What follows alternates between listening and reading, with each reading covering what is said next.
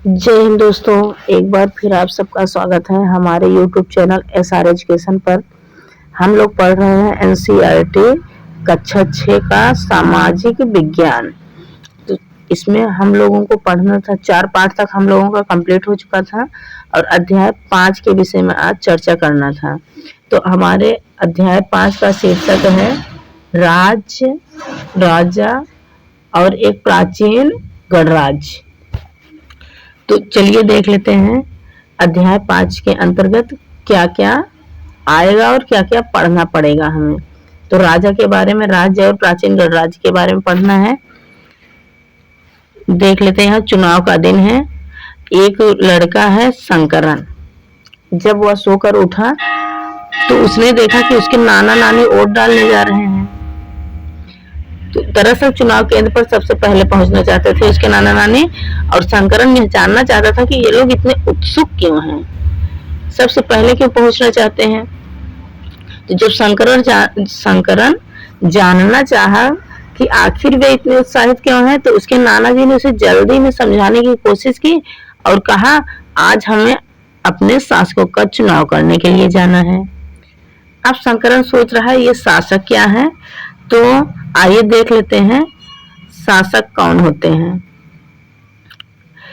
कुछ लोग शासक कैसे बने। तो लगभग 50 वर्षों से हम अपने शासकों का चुनाव मतदान के जरिए करते आ रहे हैं। 1947 के बाद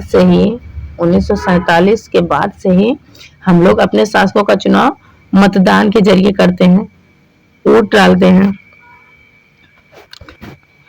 हम लोग वोट डालते हैं, अपना अपना मत देते हैं, तब चुनाव होता है, तब कोई शासक चुना जाता है। लेकिन बहुत पहले शासक कैसे बनते थे, अब तो ऐसे बनने लगे चुनाव के जरिए। लेकिन बहुत पहले शासक जो राजा महाराजा के बारे में हम लोग पढ़ते, वो शासक कैसे बनते थे, तो हम अध्याय 4 में पढ़ लिए हैं। कुछ राजा संभवतः जनियानी लोगों द्वारा चुने जाते थे, परंतु करीब 3000 साल पहले राजा बनने की प्रक्रिया में कुछ परिवर्तन दिखाई दिए। कुछ लोग बड़े बड़े यज्ञों को आयोजित कर राजा के रूप में प्रतिष्ठित हुए थे। मतलब 3000-4000 साल पहले चले जाइए तो वहां राजा जो बनते थे वो यज्ञों को, बड़े बड़े यज्ञों को आयोजित करते थे। यज्ञों के आयोजित करने के बाद राजा के रूप में प्रतिष्ठित होते थे। जैसे बहुत बड़ा यज्ञ था अश्वमेध यज्ञ, उस समय का अश्वमेध यज्ञ बहुत बड़ा यज्ञ था। तो ऐसा ही आयोजन था उनमें। इस अश्वमेध यज्ञ में क्या होता था, तो एक घोड़े को राजा के लोगों की देखरेख में स्वतंत्र विचरण, मतलब स्वतंत्र जंगल में छोड़ दिया जाता था। इस घोड़े को दूसरे राजा ने रोका, तो वहां अगर एक राजा इधर से अपना घोड़ा छोड़ा है, अश्वमेध यज्ञ ये राजा करवा लिया है और ये अपना घोड़ा छोड़ दिया है अपने लोगों की देखरेख में, ये राजा अगर इस राजा के घोड़े को पकड़ता है तो इस राजा को इस राजा से युद्ध करना पड़ता था। इस राज्य अब तब उसमें से समझ में आता था कि कौन शक्तिशाली है, कौन शक्तिशाली नहीं है। और यदि किसी ने इसके घोड़े को नहीं पकड़ा, इसके घोड़े को नहीं पकड़ता था कोई, तो ये राजा अपने आप को शक्तिशाली मान लेता था कि इस क्षेत्र में सबसे अत्यधिक शक्तिशाली राजा मैं ही हूँ।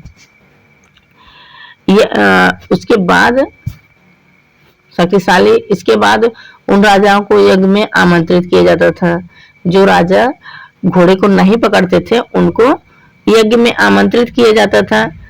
यह यज्ञ विशिष्ट पुरोहितों द्वारा संपन्न होता था। पुरोहित होते थे, उन्हीं के द्वारा यह यज्ञ संपन्न होता था, जिसके लिए उन्हें उपहारों में, पुरोहित को, पंडितों को उपहार से सम्मानित किया जाता था। अश्वमेध यज्ञ करने वाला राजा बहुत शक्तिशाली माना जाता। अब उसके घोड़े को कोई नहीं, जब उसके घोड़े को कोई नहीं पकड़ता था तो वो बहुत शक्तिशाली माना जाने लगता था। यज्ञ में आमंत्रित सभी राजा उसके लिए उपहार लाते थे, कोई न कोई उपहार लाते थे शक्तिशाली राजा के लिए। तो इन सभी आयोजनों में राजा का मुख्य स्थान होता था। जाहिर सी बात है, राजा का मुख्य स्थान होगा। उसे सिंहासन पर या बाघ की खाल के एक विशेष आसन पर बैठा दिया जाता था। युद्ध क्षेत्र में राजा का सारथी उसका सहचर होता था। यज्ञ के अवसर पर वह राजा की विजयों तथा अन्य गुणों का गान करता था। जब राजा युद्ध करने जाता था तो युद्ध के समय में जो सहचर होता था, जो सारथी होता था, तो राजा के अन्य गुणों का गान युद्ध के दौरान करता था। राजा के सगे संबंधी, खासकर उसकी रानियां, एक दो रानी तो होती नहीं थी, तो रानियों तथा पुत्रों को भी कई छोटे छोटे अनुष्ठान करने होते थे। अन्य सारे आमंत्रित राजाओं का काम सिर्फ बैठकर यज्ञ की पूरी प्रक्रिया को देखना भर था। वो लोग आते थे, देखते थे कैसे कैसे यज्ञ हो रहा है, कैसे कैसे शक्तिशाली राजा यज्ञ कर रहा है। उनका सिर्फ काम बैठकर देखना था। राजा के ऊपर पुरोहित पवित्र जल के छिड़काव के साथ साथ अन्य कई अनुष्ठान करता था। 20 अथवा 22 जैसे सामान्य लोग उपहार लाते थे। 20 अथवा 22 जैसे सामान्य लोग उपहार लाते थे, जिन्हें पुरोहित शूद्र मानते थे। उन्हें कई अनुष्ठानों में शामिल नहीं किया जाता था। शूद्र मानते थे, उपहार ले लेते थे। शूद्र मानते थे पुरोहित, लेकिन उपहार से वंचित नहीं होते थे, उपहार ले लेते थे और उनको अनुष्ठानों में शामिल नहीं करते थे। वर्ण क्या था? इस समय उत्तर भारत में, खासकर गंगा जमुना क्षेत्र में, कई ग्रंथ रचे गए। ऋग्वेद के बाद, ऋग्वेद तो बहुत पुराना वेद है, तो ऋग्वेद के बाद रचे गए, ऋग्वेद के बाद कौन कौन 3 ग्रंथ और रचे गए थे, सामवेद, अजुर्वेद, यजुर्वेद, अथर्ववेद। तो ऋग्वेद के बाद रचे होने के कारण ये उत्तर वैदिक ग्रंथ कहे जाते थे। वैदिक ग्रंथ ऋग्वेद था, ऋग्वेद के बाद जो रचे गए उसे वैदिक ग्रंथ कहा जाता था। इसके अंतर्गत कौन किसको किसको रखा जाएगा? जब ऋग्वेद बहुत पुराना वेद था, उसके बाद सामवेद, यजुर्वेद, अथर्ववेद रचे गए, तो ये सब उत्तर वैदिक ग्रंथ हो जाएंगे। उत्तर वैदिक ग्रंथ तथा अन्य ग्रंथ शामिल है। इसके अलावा भी अन्य ग्रंथ शामिल है। पुरोहितों द्वारा रचित इन ग्रंथों में विभिन्न प्रकार के अनुष्ठानों और उनके संपादन की विधियां बताई गई हैं। क्या क्या अनुष्ठान करना चाहिए और उसका संपादन किस विधि द्वारा किया जाना चाहिए, इसके बारे में बताया गया है। इनमें सामाजिक नियमों के बारे में भी बताया गया है। उस समय समाज में कई समूह थे, जिनमें पुरोहित, योद्धा, कृषक, पशुपालक, व्यापारी, शिल्पकार, श्रमिक, मछली पकड़ने वाले तथा जंगल में रहने वाले लोग शामिल थे। उस समय समाज जो था बहुत वर्गों में विभाजित था। कुछ वर्ग पुरोहित, योद्धा, कृषक, पशुपालक, व्यापारी, शिल्पकार, श्रमिक, मछली पकड़ने वाले तथा कुछ लोग जंगलों में रहने वाले लोग शामिल थे। जहाँ कुछ पुरोहित तथा योद्धा वैभवशाली थे, इनको सुख सुविधाएं प्रदान की गई थी, वैभवशाली थे। वहीं कुछ कृषक तथा व्यापारी धनवान थे। कृषक, व्यापारी धनवान थे। योद्धा और पुरोहित वैभवशाली, कृषक, पशुपालक धनवान थे। व्यापारी भी धनवान होता था। दूसरी ओर पशुपालक, शिल्पकार, श्रमिक, मछली पकड़ने वाले तथा भोजन संग्रह वाले निर्धन थे। उनके पास पैसा वैसा नहीं था। तो पुरोहितों ने लोगों को 4 वर्गों में विभाजित किया। जो पुरोहित वर्ग के लोग थे, इन्होंने लोगों को 4 वर्गों में विभाजित किया, जिन्हें वर्ण कहा जाता था। इसके अनुसार प्रत्येक वर्ण के अलग अलग कार्य निर्धारित थे। जैसे पहला वर्ण ब्राह्मणों का था। तो ब्राह्मणों का कार्य क्या था? अध्ययन, अध्यापन और यज्ञ करवाना था। तो अध्ययन, अध्यापन और यज्ञ करवाने का दायित्व किसको सौंपा गया था? ब्राह्मणों को। यही लोग तो अलग कर रहे हैं, वर्ण विभाजन कर रहे हैं। तो ये लोग अपने आप को क्या कहते थे? ब्राह्मणों का काम है वेदों का अध्ययन, अध्यापन और यज्ञ करना, जिनके लिए उन्हें उपहार मिलता था। भिखारी उपहार मिलता था। दूसरा स्थान शासकों का था, जिन्हें क्षत्रिय कहा जाता था। इनका काम युद्ध करना और लोगों की रक्षा करना था। तीसरे स्थान पर 20 या 22 था। इनमें कृषक, पशुपालक और व्यापारी आते थे। ये लोग अपना व्यापार करते थे। क्षत्रिय और वैश्य दोनों ही यज्ञ करने का अधिकार प्राप्त था। इन दोनों को भी यज्ञ करने का, राजा के साथ साथ, राजा तो क्षत्रिय होता था, क्षत्रिय और वैश्य दोनों को यज्ञ करने का अधिकार प्राप्त था। यज्ञ करवाता कौन था? तो पंडित, पुरोहित। और जो तीसरा वर्ड, चौथा वर्ड था, जैसे उनको शूद्र कहा गया। इनका काम क्या था? तो इनको तीनों वर्णों की सेवा करवाना था, मतलब तीनों वर्णों की सेवा करना था, इनका काम यही था। इन्हें कोई अनुष्ठान करने का अधिकार नहीं था। प्रायः औरतों को भी शूद्रों के समान माना गया। महिलाओं तथा शूद्रों को वेदों के अध्ययन का अधिकार नहीं था।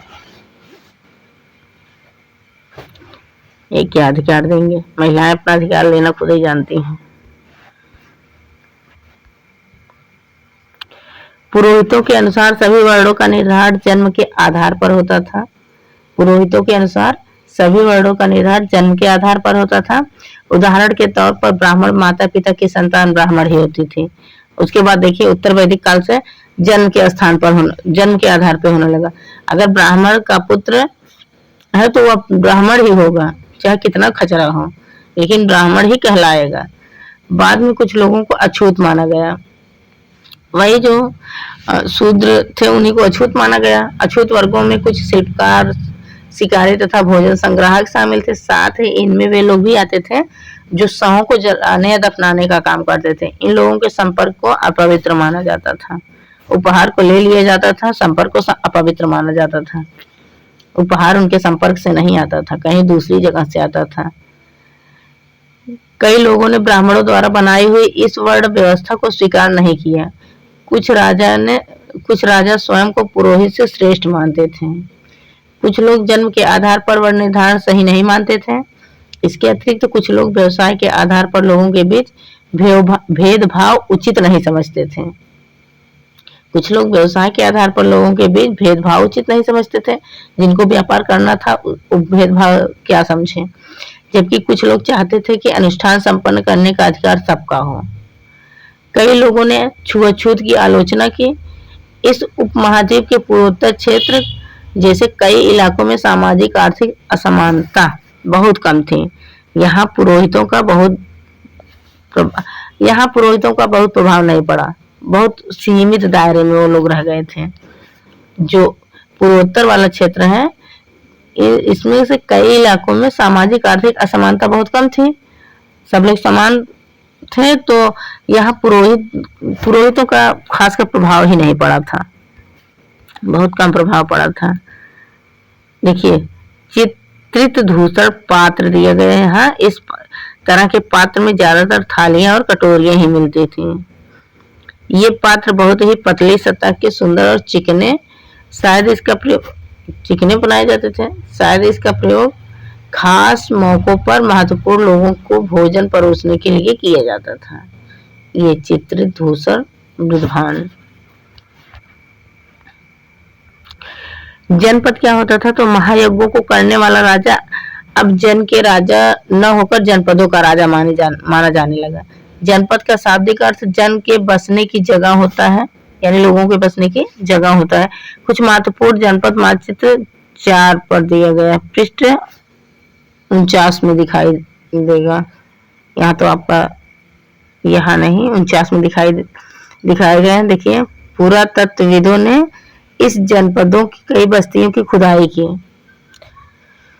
जो हमारे पुरातत्वविद हैं इन जनपदों की कई बस्तियों की खुदाई की है। जो दिल्ली में पुराना किला, उत्तर प्रदेश में मेरठ, दिल्ली में पुराना किला, उत्तर प्रदेश में मेरठ के पास हस्तिनापुर और एटा के पास अतरंजी खेड़ा है। इनमें से प्रमुख है अतरंजी खेड़ा, हस्तिनापुर। देखिए पुराना किला दिल्ली में आपको मिला, उत्तर प्रदेश में मेरठ के पास जगह है हस्तिनापुर और एटा के पास अतरंजी खेड़ा। इन दो जगहों से इनमें प्रमुख है खुदाई। जब बस्तियों की खुदाई की जाने लगी तो उत्तर प्रदेश से हस्तिनापुर और एटा से अतरंजी खेड़ा मिला। यहाँ से भी इनके साक्ष्य मिले हैं। खुदाई से पता चलता है कि लोग झोपड़ियों में रहते थे और मवेशियों यानी जानवरों तथा अन्य जानवरों को पालते थे। वे चावल, गेहूं, धान, जौ, दाल, गन्ना, तिल तथा सरसों जैसी फसलें उगाते थे। लोग मिट्टी के बर्तन भी बनाते थे। इनमें कुछ धूसर और कुछ लाल रंग के होते थे। इन पुरास्थलों में कुछ विशेष प्रकार के बर्तन मिले हैं जिन्हें चित्रित धूसर पात्र के रूप में जाना जाता है। ये देखिए चित्रित धूसर पात्र के रूप में जाना जाता है। इन बर्तनों पर चित्रकारी की गई है। ये आमतौर पर सरल रेखाओं द्वारा तथा ज्यामितीय आकृतियों के रूप में ज्यामितीय आकृति। ये देखिए चित्र धूसर मृद भांड। इनमें देखिए ये ज्यामिति, इसमें जो डिजाइनिंग किया जाता था वो सरल रेखाएं होती थी सीधी सीधी, या फिर ज्यामितीय आकृतियों के रूप में भी किया जाता था इन पर चित्रकारी। महाजनपद क्या होता था? तो महाजनपद 2500 साल पहले कुछ जनपद अधिक महत्वपूर्ण हो गए, इन्हें महाजनपद कहा जाने लगा। 2500 साल पहले कुछ जनपद बहुत अधिक महत्वपूर्ण हो गए तो इन्हें महाजनपद कहा जाने लगा। ये मानचित्र 4 में कुछ महाजनपदों को दिखाया गया है। अधिकतर महाजनपदों की एक राजधानी होती थी। जैसे आज के समय में राज्य की राजधानी है, तो महाजनपदों में भी अधिकतर महाजनपदों की राजधानियां हुआ करती थी। कई राजधानियों में किलेबंदी की गई थी, यानी चारों तरफ से किलेबंदी की गई थी। राजधानी है, राजधानी के चारों तरफ किलेबंदी की गई थी, अर्थात इनके चारों ओर लकड़ी, ईंट या पत्थर की ऊंची दीवारें बनाई गई थी। ऐसा लगता है कि लोगों ने अन्य राजाओं के आक्रमण के डर से अपनी सुरक्षा के लिए किलों का निर्माण किया होगा।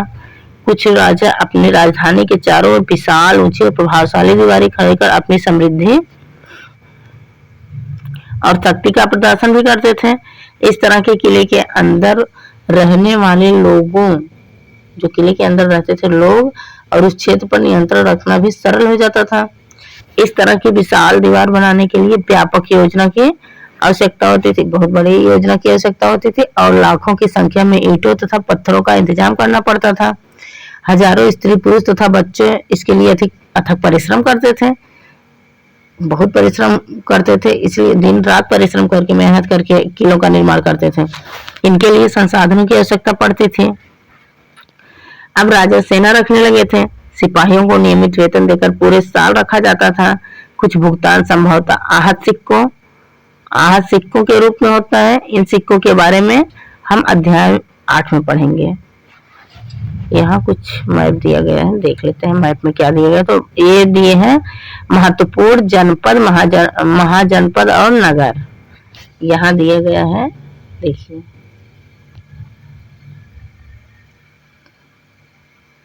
महाजनपद, और ये देखिए अवंती, उज्जैन, कौशाम्बी, राजगृह, मगध, अंग, वज्जी, वैशाली, और दिया है हस्तिनापुर, पांचाल, ये झेलम नदी दिया है। कुछ महाजनपद दिए हैं, 3-4-5 ठो दिए हैं। मगध, वैशाली, पांचाल, हस्तिनापुर दी, मगध दिए, वैशाली दिए है, कौशाम्बी दिए है, हस्तिनापुर और उज्जैन, अवंती होगा। ये सब 3-4 महाजनपद दिए हैं।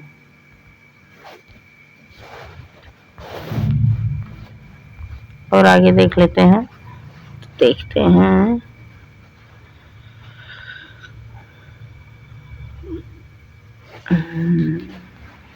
ये देखिए ये लोग किलो का निर्माण कर रहे हैं। देख लीजिए किस तरह से किलो का निर्माण कर रहे हैं, कितना मेहनत लगा होगा। कौशाम्बी किले की दीवार, एक कौशाम्बी किले की दीवारों का निर्माण कर रहे हैं, जो आधुनिक उत्तर प्रदेश के इलाहाबाद के पास है।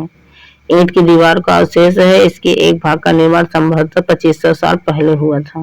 ये देखिए यही है किला। कर देखिए टैक्स क्या होता था।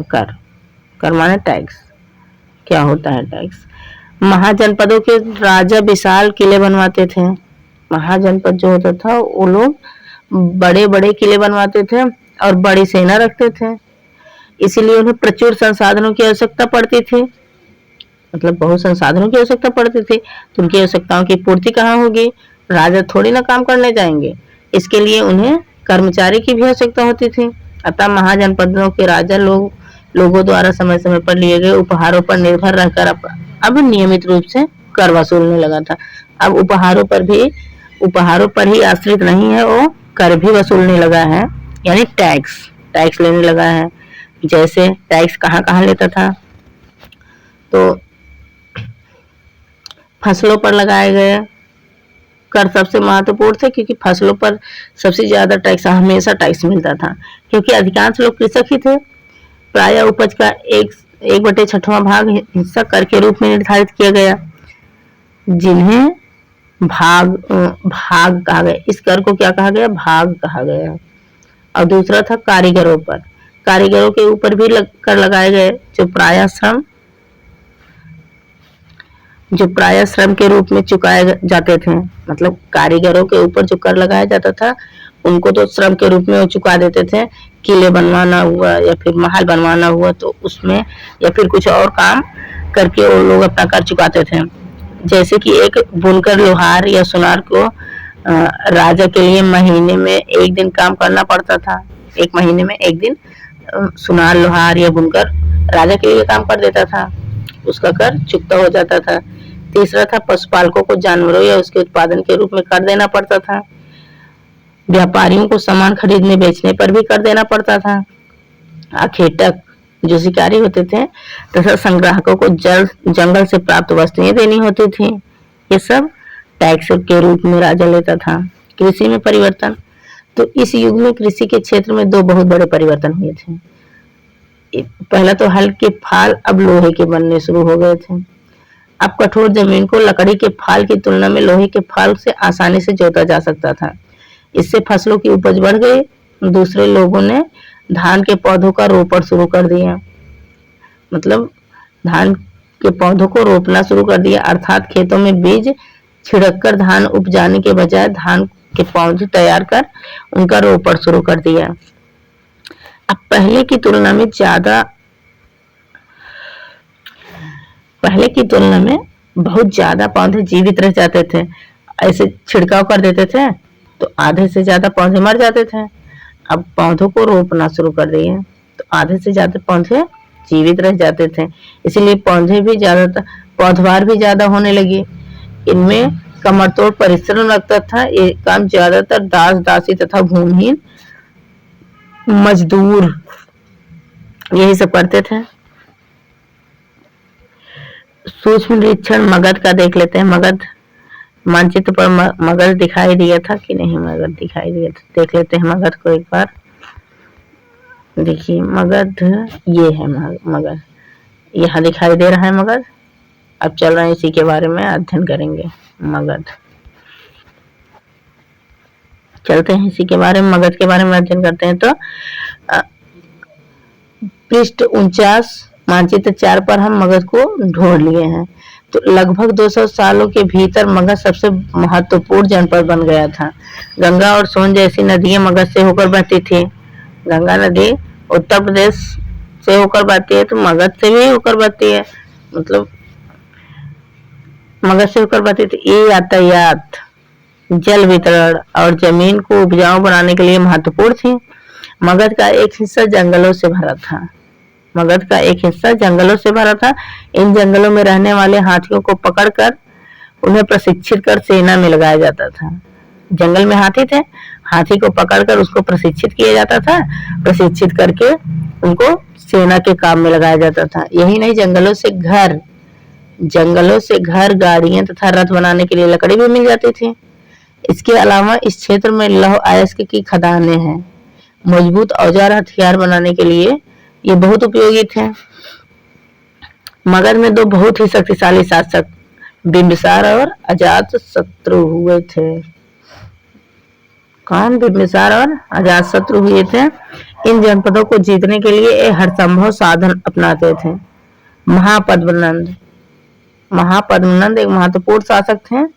उन्होंने अपने नियंत्रण का क्षेत्र इस महाद्वीप के उत्तर पश्चिमी भाग तक फैला लिया था।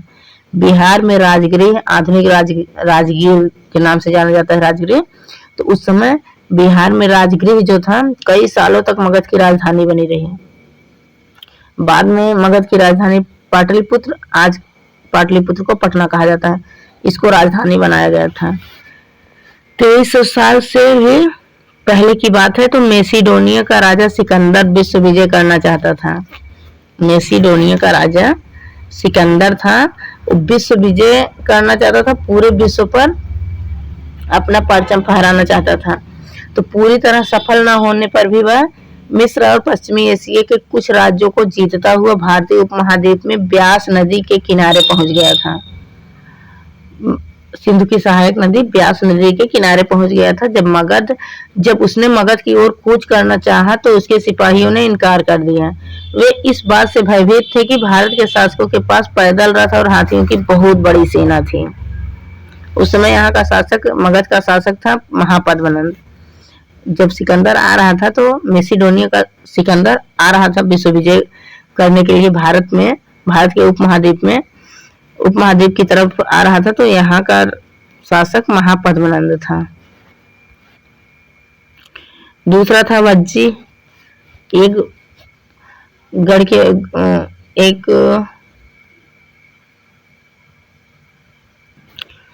जनपद आपका मगध था।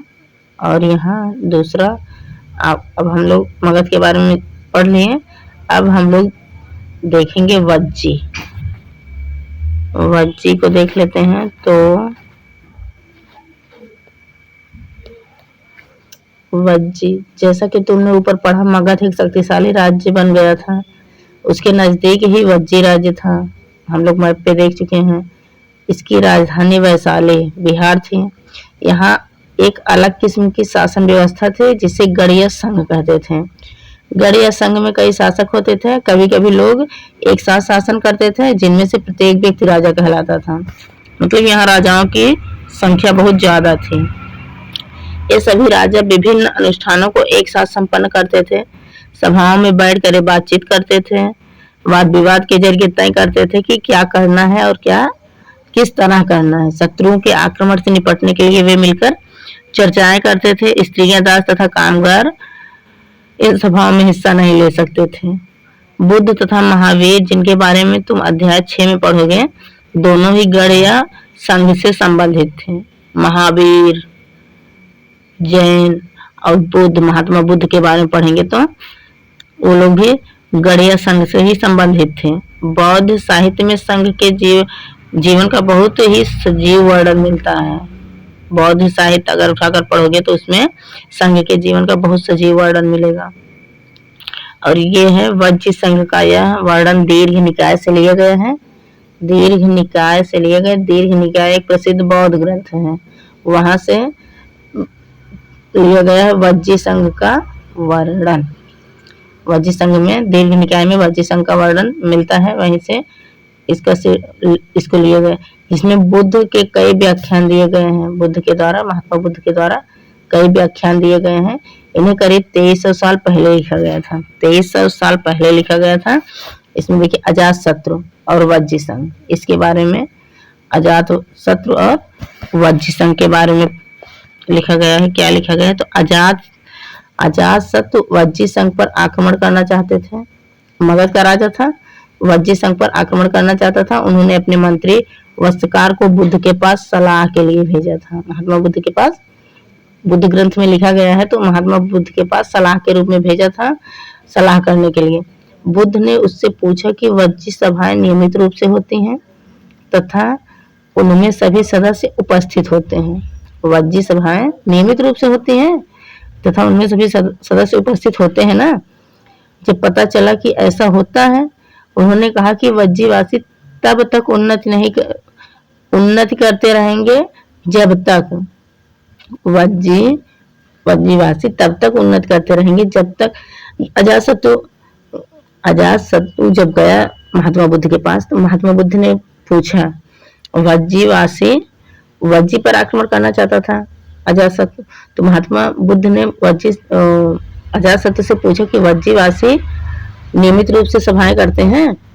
तो ये अजातशत्रु बोला हाँ करते हैं। तो महात्मा बुद्ध ने कहा, वज्जी तब तक उन्नत करते रहेंगे जब तक वे पूर्ण और नियमित सभाएं करते रहेंगे, आपस में मिलजुल कर काम करते रहेंगे, पारंपरिक नियमों का पालन करते रहेंगे, बड़ों का सम्मान, समर्थन और उनकी बातों पर ध्यान देते रहेंगे। तब तक वो उन्नति के मार्ग पर रहेंगे और तब तक अजातशत्रु आक्रमण चाहे जितनी बार करेगा सफल नहीं हो पाएगा। वज्जी महिलाओं के साथ जोर जबरदस्ती नहीं करते वो लोग। वज्जीवासी वज्जी की महिलाओं के साथ जोर जबरदस्ती नहीं करते। शहरों तथा गांव में चैतों का रखरखाव करेंगे। ये लोग जो जबरदस्ती भी नहीं करते और उनको बंधक भी नहीं बनाते, महिलाओं के साथ दुर्व्यवहार नहीं करते हैं। शहरों तथा गांव में चैतों का रखरखाव करेंगे। विभिन्न मतावलंबी संतों का सम्मान करेंगे और उनके आने जाने पर कोई रोक नहीं लगाएंगे। तब तक वज्जी वाले को आप पराजित नहीं कर सकते, तब तक वो उन्नति के मार्ग पर रहेंगे। कई शक्तिशाली राजा इन संघों को जीतना चाहते थे। इसके बावजूद उनका राज्य अब से लगभग 1500 साल पहले तक चलता रहा। इसके बाद गुप्त शासकों ने गढ़ और संघ पर विजय प्राप्त कर उन्हें अपने राज्यों में शामिल कर लिया था। तुम इसके बारे में हम लोग अध्याय 10 में पढ़ेंगे इसके बारे में। अन्यत्र में देख लेते हैं तो अपने एटलस में यूनान और एथेंस को ढूंढना है।